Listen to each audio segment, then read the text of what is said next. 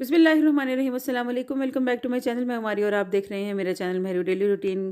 कैसे हैं आप सब? खुश रहिए, आबाद रहिए, हंसते मुस्कुराते रहिए। तो जनाब आज जो है ना वो काफ़ी दिन के बाद फाइनली धूप निकली है और 2 दिन से जो है ना वो यहाँ पर बारिश का मौसम था। कल पूरा दिन बारिश होती रही और अभी जो है ना वो बस मैंने अपना कमरा समेटना शुरू किया है।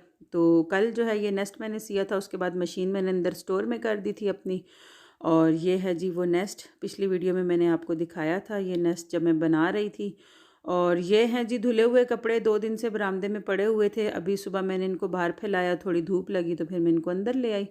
और वो सामने जो नीचे सामान नज़र आ रहा है वो ये नेस्ट की तैयारी में जो मुझे कॉटन चाहिए थी और फॉर्म वगैरह चाहिए था वो चीज़ें पड़ी हुई हैं। और इसके साथ साथ जो है ना वो कमरा सारा फैला हुआ है। तो अभी लेकिन मैं सोच रही हूँ कि पहले अबीर को नहला दिया जाए, उसके बाद जो है ना वो समेटने का काम मैं शुरू करूँगी, क्योंकि टाइम मुझे काफ़ी लग जाएगा। अबीर को नहलाने जाने टाइम मैं इन्वर्टर ऑन करके गई थी अपना एसी कि जो है ना कमरा गर्म हो जाए। तो कमरा इस वक्त गर्म है और मैंने अबीर को डबल डबल टॉवल्स में अच्छी तरह लपेट दिया है। पहले मैं इनके बाल ड्राई करूँगी, क्योंकि हाई नेक का जो गला होता है ना वो गीला हो जाता है सारा, अगर मैं अबीर को पहले कपड़े पहनाती हूँ। तो यहाँ पर ये तवाल का मेरे पास हेयर सीरम है। तो थोड़ा सा सीरम जो है ना वो लेके मैं पहले इनके सर में बालों में सारा सीरम लगाऊंगी। जड़ों में नहीं लगाती मैं, सिर्फ आगे आगे बालों में लगाती हूँ, ताकि जो है ना वो बस बाल उलझे नहीं, क्योंकि इनके बाल कर्ली हैं। तो ड्राई होने के बाद फिर जब ब्रश करते हैं ना तो ब्रश करना बहुत मुश्किल हो जाता है। जब मैं अबीर के बाल ड्राई कर रही होती हूँ ना तो उस वक्त अबीर का जो चेहरा होता है ना उसके एक्सप्रेशंस और सब देखने वाला होता है। अबीर को इसकी गरम गरम हवा बिल्कुल भी अच्छी नहीं लगती और वो चीखती रहती हैं कि नहीं नहीं मैंने बाल ड्राई नहीं करवाने, लेकिन ज़रूरी होता है इसलिए मुझे करने पड़ते हैं। सर्दी के मौसम में बाल ड्राई हो जाए ना तो बस फिर सुकून हो जाता है, ठंड भी नहीं लगती। अब बस मैंने फटाफट से अबीर को लोशन वगैरह लगाना है, ऑयलिंग करनी थी बॉडी पे और उसके बाद जो है इनके बाल ब्रश करने हैं। अच्छा, अगर अबीर के बालों में मैंने सीरम ना लगाया हुआ ना फिर अबीर के बाल ब्रश नहीं होते, बहुत मुश्किल होती है। और दूसरा जो भी मैं अबीर का गार्नियर का शैम्पू लाई हूँ ना वो माशाल्लाह अबीर के बालों को बहुत सूट किया है। डैंड्रफ का मुझे अभी पता नहीं है कि कितनी आती है अबीर के सर में ना, सर्दियों में डैंड्रफ बहुत ज़्यादा हो जाती है जो कि फिर सर से नीचे कानों में भी आती है और फिर कान जो है ना वो बहुत गंदे नज़र आते हैं। तो मैं इनको नहलाने के बाद पूरा सरसों का तेल या वैसलीन अच्छी तरह मसाज करके फिर इस तरह से मैं इसके कान जो है ना वो अच्छी तरह साफ़ कर देती हूँ। तो फिर कुछ दिन जो है ना वो आराम रहता है, वरना पूरे कानों में जो है ना डैंड्रफ चिपकी हुई होती है। अबीर को शुक्र है मैंने टाइम पे नहला लिया था। इसके बाद मेरे हस्बैंड आ गए और वो साथ बंदा ले आए थे क्लिनिक से कि जी आप पहले वेनोफर लगवा लो। इस दफ़ा पता नहीं ब्लड की कमी कुछ इस तरह से हो गई थी कि डॉक्टर ने मुझे वेनोफर रिकमेंड कर दिए थे। तो 2 मैं लगवा चुकी थी और बस मुझे ऐसी वहशत आती है हॉस्पिटल से कि मैं जो है ना अब तीसरा लगवाने के लिए जाने की मेरी हिम्मत नहीं हो रही थी। तो मैंने कहा कि बस अब मैंने नहीं जाना। लेकिन फिर मेरे हस्बैंड घर पर ले आए कि अगर आपको हॉस्पिटल से मसला है तो आप जो है ना घर पर लगवाओ। तो फिर मैंने सोचा कि चलो अब मैं ना पहले अपना वेनोफर वगैरह लगवा लेती हूँ। तो यहाँ पर जो है ना बंदा लगा कर तो चला गया था, लेकिन फिर मैंने ना रिमूव खुद ही कर दिया था इसको, कैनोले को, क्योंकि अब फिर से जाना और फिर बंदे को लेकर आना और फिर मुश्किल था। तो खैर जी, आसान होता है, कोई इतना मुश्किल नहीं होता। मुझे तो डर भी नहीं लगता इन चीज़ों से बिल्कुल भी। अल्लाह का शुक्र है, इस मामले में मेरा दिल बहुत पक्का है। वैसे तो वेनोफर की ड्रिप बहुत स्लो लगती है कि 3-4 घंटे जो है ना वो छोटी सी 100 ml की ड्रिप को ख़त्म होने में लग जाते हैं। लेकिन मैं जो है ना फिर एंड पे घबराना शुरू हो गई थी, बहुत ज़्यादा अजीब सा मुझे उलझन होने लग गई थी। 2-2.5 घंटे से मुस्तकिल में लेटी हुई थी। तो मैंने जैसे ही ड्रिप तेज़ की ना वो सारी लीक होके वेनोफर मेरे हाथ पे आ गया था। तो अबीर को लग रहा था शायद ब्लड लगा हुआ है, तो वो साफ़ कर दिया।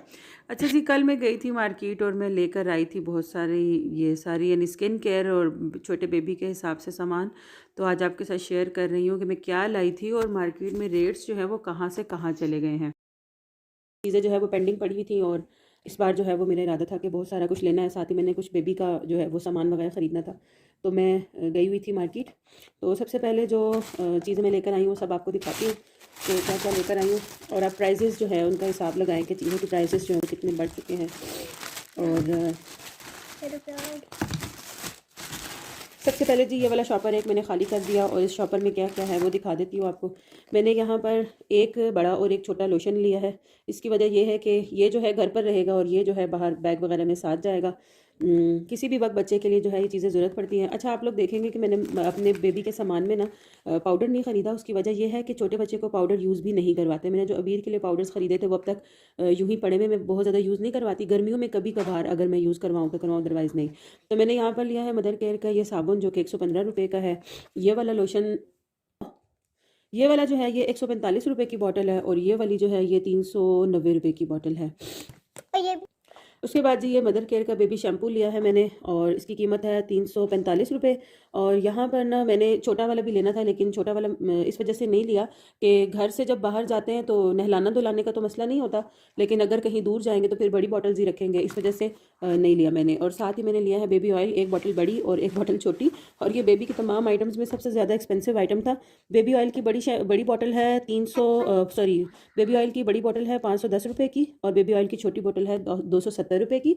और उसके बाद जी अबीर का अब जो है ना मैंने शैम्पू चेंज कर दिया है क्योंकि जॉनसन्स जो है ना वो अब इस वक्त बिल्कुल आउट ऑफ रेंज हो चुका। और पहले मैं सेव मार्ट पे गई, वहाँ पर मैंने नेक्स्टन के चीज़ें देखी, जॉनसन्स की चीज़ें देखी। जॉनसन्स का तो वहाँ पर कुछ भी नहीं था सिवाय नाइट के, यानी नाइट आइटम थी वो, बॉडी लोशन और पाउडर की।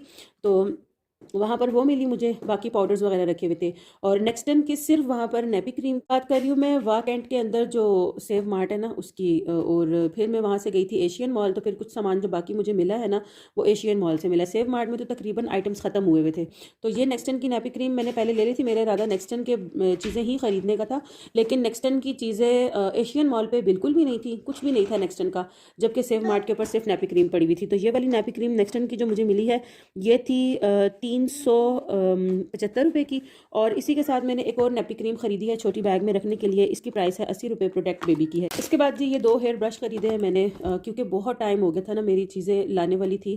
तो यहाँ पर ये वाला जो ब्रश है ना इटालिया का, ये इस वक्त इटालियन इसके ऊपर लिखा हुआ था और ये जो है ये 480 रुपये का है, जबकि ये वाला भी इटालिया का ब्रश है, बस सिर्फ जो है ना इसके ये दस्ते वगैरह का फ़र्क है। तो ये वाला ब्रश जो है ये ना, ये ब्रश कितने का था हेयर ब्रश? अच्छा, ये वाला जो ब्रश है ये 375 रुपीज़ का है। इसके बाद जी कुछ चीज़ें जो है ना वो अपनी बेटी के लिए लेनी थी मैंने। तो ये वाला एक फ़ेस वॉश मैंने लिया है इनके जो है ना थोड़ा सा ये ऑयली स्किन का प्रॉब्लम है, इस वजह से ये वाला फ़ेस वॉश लिया है। साथ में एक ये मॉइस्चराइज़र लिया है और एक साथ में ये वाला मॉइस्चराइज़र लिया है। इसकी कीमत 200 रुपये थी, इसकी कीमत 360 रुपये थी और ये जो है 320 रुपये की थी। तो ये चीज़ें लिया मैंने अपनी बड़ी बेटी के लिए। और यहाँ पर एक ये वैसलीन लिया, पाँव वगैरह बोझ का। तो ये वाली जो वैसलीन की डिब्बी है 500 रुपीज़ की मैंने ख़रीदी है और 250 ml है। और ये मैंने ना वैसलीन मेंस ख़रीदी है। एक तो ये है कि ये बिल्कुल नो चिपचिप, आप इस देख सकते हैं मैंने अपने हाथों पर लगाई हुई है, बिल्कुल नो चिपचिप है, ये चिपचिप नहीं करती। और इसका कलर इस तरह से है और इसमें बड़ी प्यारी सी जो है ना वो एक फ्रेगरेंस है। उसके बाद जी अपने लिए कुछ चीज़ें मुझे चाहिए थी, जिसमें से अभी सारा कुछ तो मैं नहीं ख़रीद सकी क्योंकि बहुत टाइम हो चुका था मुझे और मेरे हस्बैंड जो है वो डांट रहे थे मुझे। तो यहाँ पर मैं एक ये डर्माशाइन का brightening hand and body lotion लाई हूँ और दूसरा जो है ना मैंने डर्माशाइन का ये डेली मॉइस्चराइज़र लिया है। ये बहुत अच्छा है। इसमें 3 थे, एक था फुल ऑयली स्किन के लिए, एक था ड्राई स्किन के लिए और एक था कॉम्बिनेशन स्किन के लिए। तो मैंने अपने लिए कॉम्बिनेशन स्किन में लिया है और इंशाल्लाह यूज़ करने के बाद मैं इसका रिव्यू जो है वो ज़रूर दूंगी और इसका रिव्यू भी जो है वो ज़रूर दूंगी। और इनकी प्राइस थी जी 520 550 तक थी। 550। जो ये जो लोशन है ये है 500 से 600 के दरमियान था, पता नहीं 550 था या इस तरह कुछ। और ये जो है ना डर्माशाइन का, इसकी कीमत भी 550 रुपये थी। ये फेस मॉइस्चराइज़र है जबकि ये फुल बॉडी और हैंड मॉइस्चराइज़र है विद ब्राइटनिंग। और इसके साथ जी मैंने जो चीज़ अपने लिए ख़रीदी है, कुछ लोग जो है शायद इसको बुरा समझें, लेकिन जो है ना मेरे ख्याल में ये चीज़ें हमें बतानी चाहिए। अच्छा, एक तरफ है ये सिंसेयर और एक तरफ है ये बटरफ्लाई मदर कम्फर्टर। बटरफ्लाई है ना ये। एक जो है वो मैंने लिया है, ये भी 16 पीसीज है, ये भी 16 पीसीज है, ये भी 300 ये वाला 375 रुपये का था, ये वाला 325 रुपये का था। ये सब्ज़ चाय बहुत अरसे से मैं टपाल की ये गुलबहार ढूंढ रही थी। इस चाय की पिंक टी जो होती है ना, जिसको कश्मीरी चाय कहते हैं, वो बहुत अच्छी बनती है इसके साथ। और एज़ इट इज़ अगर आप इस पैटर्न को फॉलो करके बनाते हैं तो बहुत ही लाजवाब बनती है, ठीक है। और इसका कावा भी बहुत मज़े का होता है। तो मैंने ये ली थी, ये 30 रुपीज़ का एक पैकेट है। तो मैंने बहुत सारे जो है ना वो इसके पैकेट खरीद लिए थे। और साथ ही ट्राई के लिए मैं लाई हूँ ये शाही कश्मीर टी। तो मैं इंशाल्लाह दोनों का रिव्यू आपके साथ इसी चैनल पर शेयर करूँगी, मेहरू डेली रूटीन पर। और रेसिपी भी इंशाल्लाह आपके साथ शेयर करूँगी। अच्छा, ये जो चाय का बॉक्स है ना, इसकी प्राइस थी 240 रुपीज़। वैसे 250 लिखा हुआ है, लेकिन जो बिल था उसके ऊपर 240 लिखी थी। तो मैं आपको जो जिस प्राइस पे मुझे मिली है वो प्राइस बता रही हूँ। इसी तरह जी मैंने अपने लिए ख़रीदी है ये ब्रा, जो कि है नर्सिंग ब्रा। ये जो है दूध पिलाते वक्त पहनी जाती है। और ये यहाँ से इस तरह से खुल के आराम से आप दूध पिलाते हैं। अच्छा, जो औरतें बिल्कुल भी कुछ भी यूज़ नहीं करती, उनकी जो है ना वो ब्रेस्ट बहुत ख़राब हो जाती है। तो इस वजह से जब भी बेबी होने वाला हो या कुछ भी ऐसा हो, तो या नर्सिंग आपने करवानी है, तो ज़रूर जो है ना वो नर्सिंग ब्रा का यूज़ करें। ये 2 ब्राज मैंने ख़रीदी हैं, फुल मैं नहीं दिखा सकती आपको, लेकिन यहाँ से बस थोड़ा सा स्टफ़ दिखा देती हूँ। ये जो है यहाँ से ये इस तरह से है, जबकि इसका डिज़ाइन जो है यहाँ से इस तरह से है। बहुत खूबसूरत है, इंपोर्टेड ब्रा है ये। और ये मुझे मिली है 360 रुपये की, ठीक है जी। और बहुत ही जो है ना ये मतलब बहुत ही खूबसूरत चीज़ है, खूबसूरत भी है और खूबसूरत होने के साथ साथ जो है ना वो पायदार भी बहुत है और काम आने वाली भी बहुत है। तो दराज पे ये मैंने क्यों दिखाई है आपको, ये भी बता दूं। दराज पर जो है ना वो मैंने कुछ ब्रा की क्वालिटीज़ देखी हैं, प्राइस यही मिल रही है वहाँ पर भी 350 रुपये। लेकिन जो क्वालिटी वाइज है ना, वहाँ पर जो क्वालिटी दराज पे 350 रुपये में मिल रही है, वो क्वालिटी जहाँ एशियन मॉल से मैंने ये ख़रीदी है वहाँ पर 160 रुपये और 200 रुपये में पड़ी हुई है। जबकि दराज पर ये वाली वैरायटी है ही नहीं। और जो मैं पहले दराज से ऑर्डर करने लगी थी, तो फिर वहाँ पर साइज़ इशू बहुत ज़्यादा आ रहा था। तो दराज से हरगिज़ मत खरीदें, अपने इर्द गिर्द थोड़ा सा चक्कर लगाएंगे तो आपको ये चीज़ें भी मिल जाएंगी आराम से। के साथ जी 2 ख़रीदी हैं ये बॉटल्स। एक ये है जी कम्फर्ट, ये 60 वॉशेज़ है। और ये जो है ना बेबी के कपड़े वॉश करने के बाद जब लास्ट पानी से निकालते हैं, तो ये डाल के थोड़ा सा फिर पानी में भिगो देते हैं। और फिर उसके बाद जो है वो स्पिन करके, तो जो है ना कपड़े जो है ना वो बहुत सॉफ्ट और खुशबू वाले हो जाते हैं, यानी इसकी फ्रेगरेंस बहुत अच्छी होती है। तो ये मैंने लिया है कम्फर्ट का, इम्पोर्टेड लिया है। इसकी प्राइस है जी 775 रुपये। और ये है तकरीबन 1.5 लीटर का। जी ये लिया है सर्फ एक्सेल का जो है ना लिक्विड डिटर्जेंट। इसके अंदर जो है ना वो दाग साफ़ करने की ताकत बहुत अच्छी है। यानी एक तरफ आप डिटर्जेंट यूज़ करें और एक तरफ आप ये लिक्विड यूज़ करें ना, तो इसकी ताकत ज़्यादा है। और दूसरी चीज़ ये कि ये जो है ना थोड़ा सा कप में लेके दाग के ऊपर ऐसे इसको लगाकर थोड़ी देर के लिए छोड़ दिया और फिर उसके बाद कपड़े को वॉश कर ले, तो वो दाग बिल्कुल साफ़ हो जाता है। और कलरफुल कपड़े जो होते हैं ना, खासतौर पर बच्चों के जो कपड़े होते हैं, उसके ऊपर से चाय के दाग, लिपस्टिक के दाग, चॉकलेट के दाग, कोई भी दाग होता है ना, वो आराम से उतर जाता है। ये पहले भी मैंने लिया था, उस वक्त इसकी कीमत 355 रुपये थी और अभी इसकी कीमत जो है वो 555 रुपये है। लिया है अबीर के कपड़ों के लिए मैं कब से ढूंढ रही थी, लेकिन ये पता नहीं शॉर्ट हो गया था या आ नहीं रहा था या क्या, तो कल मुझे नजर आया तो फिर मैंने इसकी बड़ी बोतल ले ली, इसकी छोटी बोतल भी आती है। इसी के साथ एक ये लिप बाम खरीदी थी मैंने, ये मैंने खोल दी थी तो आपको दिखाने के लिए दोबारा इसका रैप दिखा रही हूँ। ये रिवाज यूके की है, इसके मुकाबले में वैजलिन वालों की भी थी सेम ऐसी चैपस्टिक टाइप जो है वो लिप बाम वैजलिन वालों की 320 रुपये की थी। और जो वैजलिन की छोटी सी बिल्कुल इतनी सी डब्बी आती है ना, वो 360 रुपये की थी, 360 रुपये की। और रिवाज यूके की ये वाली लिप बाम जो है मुझे 135 रुपये की मिली है। और अभी जो है ना वो कुछ चीज़ें बस शॉर्टेज हैं मेरी लिस्ट में से, तो मैंने क्या किया हुआ है ना, मेरी छोटी छोटी डायरीज रखी हुई है। एक में तो मैं यहाँ पर ना अपना जो मंथली खर्चा होता है ना, जितना भी मेरा खर्चा होता है वो सारा मैं यहाँ पर मेंशन करती हूँ। इवन कि मैं जो बीच में कोई छोटे मोटे पैसे आगे पीछे देती हूँ किसी को, वो भी इसमें लिखती हूँ। बच्चों को जो डेली के पैसे देती हूँ या जो भी चीज़ वगैरह लेकर देती हूँ वो भी लिख लेती हूँ ना, इससे बजट अंदाज़ा रहता है आपको। दूसरी चीज़ जो है ना, दूसरी डायरी जो मेरी होती है ना, उसमें मैंने ये इस तरह अपनी लिस्टें बनाई हुई होती हैं। कोई चीज़ मुझे ख़रीदनी है मार्केट से, या कोई प्लानिंग मेरे दिमाग में चल रही थी कि मैंने ये काम ऐसे ऐसे करना है, या जैसे मुझे ये अपना बैग तैयार करना है, बेबी बैग तैयार करना है, तो यहाँ पर मैंने ये सब चीज़ें जो है ना वो लिख कर रखी हुई हैं कि मैंने क्या क्या चीज़ जो है वो हॉस्पिटल लेकर जानी है और किस तरह से मैंने अरेंज। तो मुझे जो है ना इसमें आसानी होती है, बुखलाहट नहीं होती किसी किस्म की भी।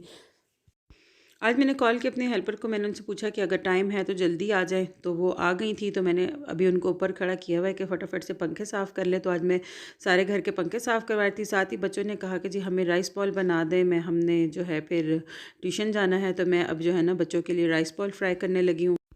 बच्चों को राइस बॉल बना के दे के मैं फ़ारिग हो गई थी। अब मैंने सोचा कि जल्दी से जो है ना वो रात के खाने की तैयारी कर लेती हूँ। कल से मैंने फ़िश जो है वो बाहर शेल्फ़ पर छोड़ी हुई थी, लेकिन उसकी बर्फ़ जो है वो पिघल नहीं रही थी। फिर मैंने सोचा कि चलो अब मैं इसको ना आज बना लेती हूँ, क्योंकि कल जो है बारिश थी, बनाने का इरादा कल था लेकिन बर्फ़ ही नहीं पिघली।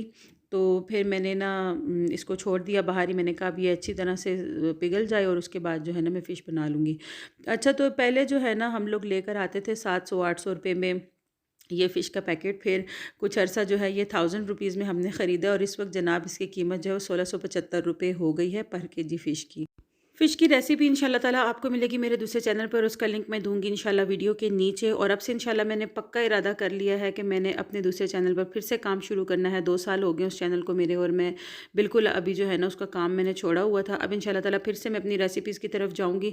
और माशाल्लाह से जी ये है मेरे अपने हाथ का लगाया हुआ बहुत ही टेस्टी सा सलाद का पत्ता, और इसका जायका मार्केट के सलाद के पत्ते से बिल्कुल डिफरेंट है। अच्छा, मैंने जो है ना फ़िश फ्राई की थी, और जो चिप्स है ना इसको मैंने ओवन में बनाया था। कैसे बनाया था उसकी रेसिपी भी आपको मेरे दूसरे चैनल पर मिलेगी और इसी वीडियो के लिंक में मिलेगी। और यहाँ पर जो है ना माशाल्लाह से फ़िश रोस्ट बिल्कुल बनकर रेडी हो चुका था। बहुत ही टेस्टी बनी थी माशाल्लाह ये फ़िश, और आपने भी ज़रूर ट्राई करनी है। खाना वगैरह खा के फ़ारिग हुए तो मैंने सोचा कि सबसे पहले जो है वो बर्तन वगैरह वॉश कर लेती हूँ। बर्तन धोने के बाद फिर मैंने यहाँ पर जो है ना ये साग अपनी ही क्यारी का जो है काट के रखा हुआ था, तो मैंने सोचा कि इसको वॉश करके ना पकने के लिए रख देती हूँ। फिर इंशाल्लाह कल मेरा इरादा है कि मैं मकई की रोटी और साग का सालन बनाऊँगी। तो पहले बर्तन वॉश कर, उसके बाद जी ये साग वॉश करी हूँ। साग को वॉश करने का एक ख़ास तरीका होता है। कभी भी साग को उसके अलावा जो है वॉश नहीं करना चाहिए। सिर्फ़ ये नहीं कि आप पानी में से हाथ मार के साग को निकाल दें। साग को हमेशा से पहले पानी के अंदर अच्छे से भिगोना चाहिए, और हाथ मार के थोड़ी देर छोड़ने के बाद फिर इस तरह से साग को ऊपर-ऊपर से जो है ना वो उठाते हुए सारे पानी में से साग को निकाल लेना चाहिए। इसी तरीके से 3 दफ़ा वॉश करके यहाँ पे मैंने लगाया हुआ है हरा लहसुन। तो अभी मैं हरा लहसुन जो है वो तोड़ने के लिए बाहर आई हूँ। यानी हरा लहसुन इस तरह लगता है कि जस्ट क्यारी के अंदर जो है ना वो लहसुन की जो नीचे से वो होती है ना मोटी वाली तुरी, बस उसको मिट्टी में दबा दें और हल्का फुल्का पानी वगैरह देते रहे तो ये हरा लहसुन खुद ही निकल आता है। तो यहाँ पे ये हरा लहसुन लेकर जा रही हूँ। ये भी मैंने क्योंकि साग में डालना है। फिर जी हरा लहसुन को अच्छे से वॉश करके बारीक बारीक कट करके मैंने यहाँ पे साग में हरा लहसुन शामिल कर दिया। और अगर ये वाला हरा लहसुन ना हो तो आराम से जो दूसरा लहसुन होता है ना उसके 8-10 जवे छील के शामिल कर दें। पहले से साबुत शामिल कर दें, और साथ में हरी मिर्चें तेज़ हो तो वो कम रखें। पूरे दिन ना मुझे कपड़े समेटने का टाइम नहीं मिला, क्योंकि मैं सोच रही थी कि मैं वार्डरोब सारी सेट करूँगी। तो अगर मैं वार्डरोब सेट करने जाती ना मुझे बहुत टाइम लग जाता।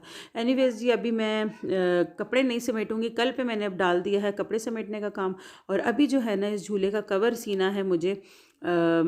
तो मैं इंशाल्लाह ताला अब नेक्स्ट व्लॉग में आपके साथ शेयर करूँगी, क्योंकि वीडियो जो है बहुत ज़्यादा लंबी हो गई है। मुझे इजाज़त। अगर आपको वीडियो पसंद आई है तो ज़रूर लाइक करें, चैनल को सब्सक्राइब करें। अल्लाह हाफ़िज़।